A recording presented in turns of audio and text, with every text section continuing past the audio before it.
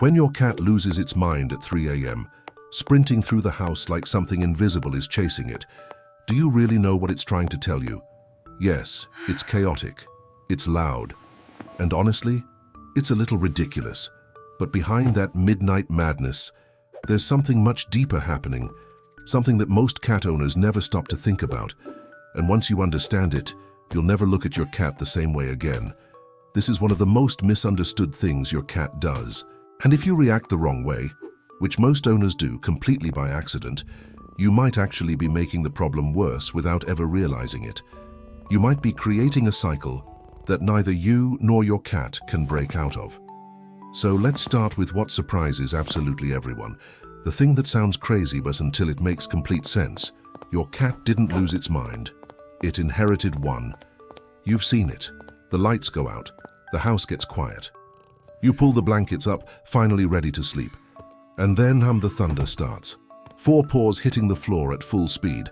A crash from the living room. Something falls off a shelf. And your cat, your sweet, lazy, nap-loving cat, is suddenly running laps around your apartment like the building is on fire. You probably thought, what is wrong with this animal? Here's what's really going on. Your cat is not broken. Your cat is not anxious. Well, not yet, but we'll get to that. What your cat is doing in that moment is answering a call that goes back thousands of years. The domestic cat you live with, Felis sylvestris catus, is a direct descendant of the African wildcat, Felis sylvestris libica, a small but ruthless nocturnal predator that stalked prey under cover of darkness long before humans ever domesticated it. Researchers who study feline behavior believe that domestic cats share behavioral lineage with larger nocturnal hunters as well. Animals built for the night, wired for the dark, alive when the world is asleep. That means the moment you turn off the light, something ancient wakes up inside your cat. Not a mood, not a whim, a biological inheritance written into every cell of its body. Pensa nisso per un segundo. You didn't get a pet that learned to be nocturnal. You got a predator that's been practicing patience all day, waiting for the world to go quiet, so it can finally become itself. This isn't your cat being difficult. This is your cat being exactly what evolution spent millions of years building. And that changes everything. There's a scientific name for the crazy sprinter, and it's not what you think okay.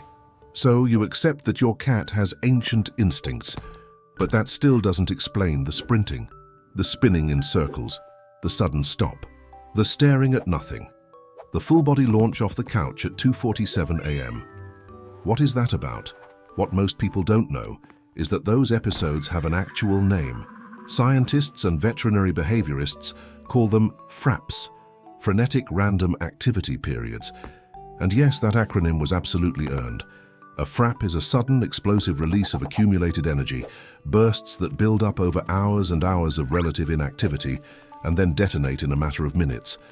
A study published in the Journal of Veterinary Behavior found that these activity bursts in domestic cats are strongly tied to the animal's internal circadian rhythms, rhythms that, in wild felines, are calibrated to peak precisely at dusk and again just before dawn.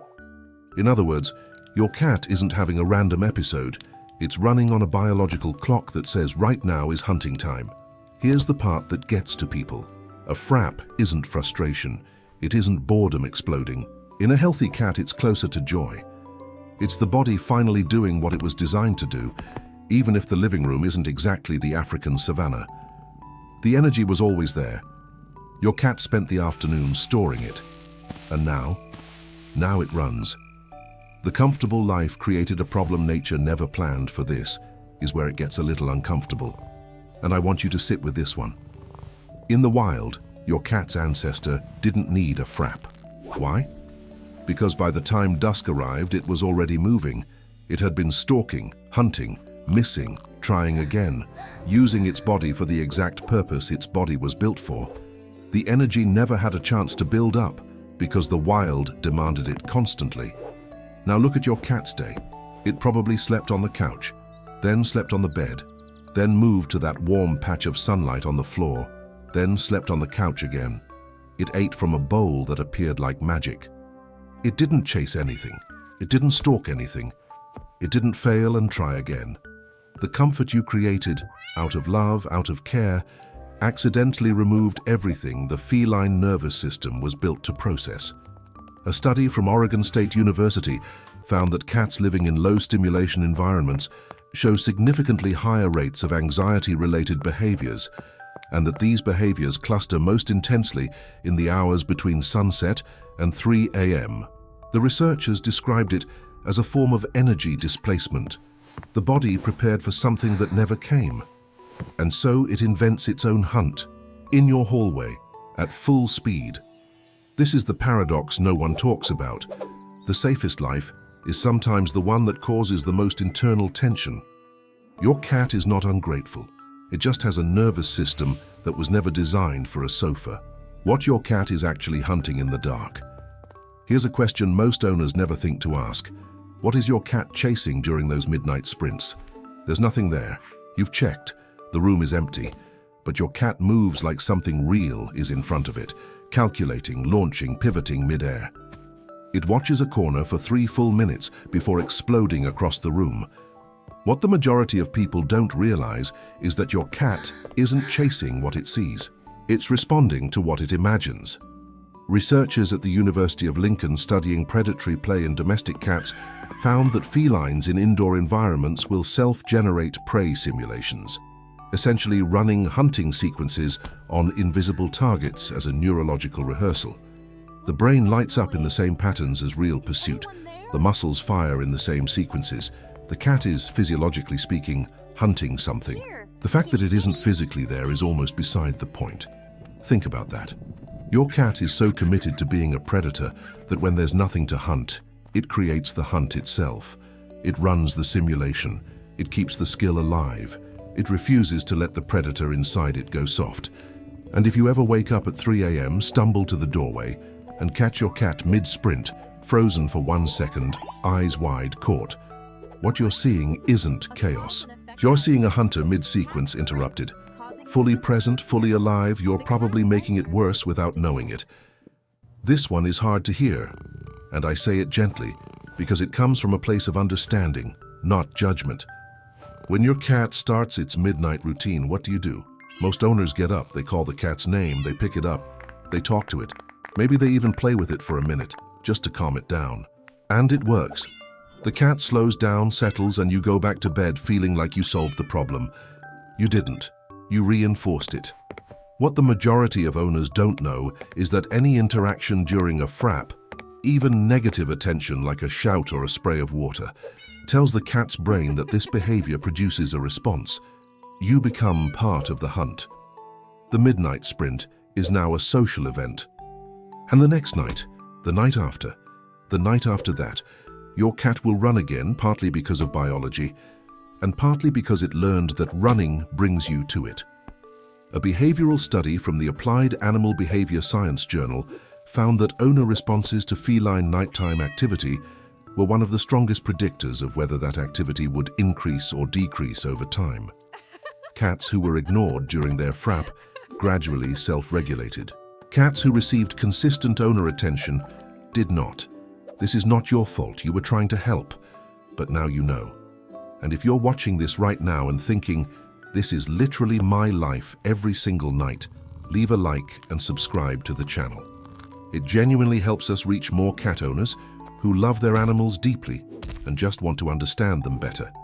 That's the whole reason this channel exists. The evening ritual that changes everything. So what do you actually do with all of this? Here's the part where everything shifts, because now that you understand why your cat runs, ancient instinct, accumulated energy, a predator with nothing to hunt, the solution becomes almost obvious. You hunt with it before the night begins. Research in feline behavioral therapy consistently points to one intervention above all others: structured play in the late afternoon and early evening. Not 10 seconds of waving a toy. A real session, 15 to 20 minutes using a wand toy or a feather lure that mimics the irregular movement of real prey. Let the cat stalk. Let it miss. Let it catch. Let the sequence complete. What you're doing in those 20 minutes is something profound. You're giving the predator its hunt. You're draining the tank before it overflows at 3 a.m. A study from the Journal of Feline Medicine and Surgery found that cats who received one structured evening play session showed a 70% reduction in nighttime activity disruptions within 2 weeks. And there's one more piece. Feed your cat its largest meal of the day right after the evening play session. In the wild, the sequence is always the same. Hunt, catch, eat, groom, sleep. Your cat's nervous system is literally waiting for that order. When you give it to them, play then food, you're telling their body that the hunt is over, that it's safe to rest, that the night can be quiet. You're not fighting your cat's nature. You're finally working with it. What the midnight sprint is really saying. We started this with a simple question. When your cat races through your house in the middle of the night, do you really know what it's trying to tell you? I think by now you do. But I want to end with something that goes beyond the science, beyond the fraps and the circadian rhythms and the behavioral studies. Something that I think matters more than any of it. Your cat chose a soft life. It chose your house, your couch, your warmth. It traded the savannah for a blanket next to you. And it did that willingly, because something in the bond between humans and cats, built over 10,000 years of shared space, made that trade feel worth it. But the predator never left. It went quiet. It learned to nap in sunlight and beg for treats and headbutt your hand when you're sad. And then in the dark, when the house goes still and the world looks a little more like what it used to be, it runs. Not because something is wrong, because something is right. Because for one brief, frenetic, beautiful moment, it remembers exactly what it is. Your cat is not the villain of your 3 a.m. It's a perfect predator living a life built for love. And every midnight sprint is, in its own way, proof that even the most domesticated creature alive still carries the wild inside it, carefully folded up, patient, waiting for the dark. That's not chaos, that's survival. Ancient, instinctive, and real. And every morning when it curls up next to you like nothing happened, that's something else entirely. That's trust.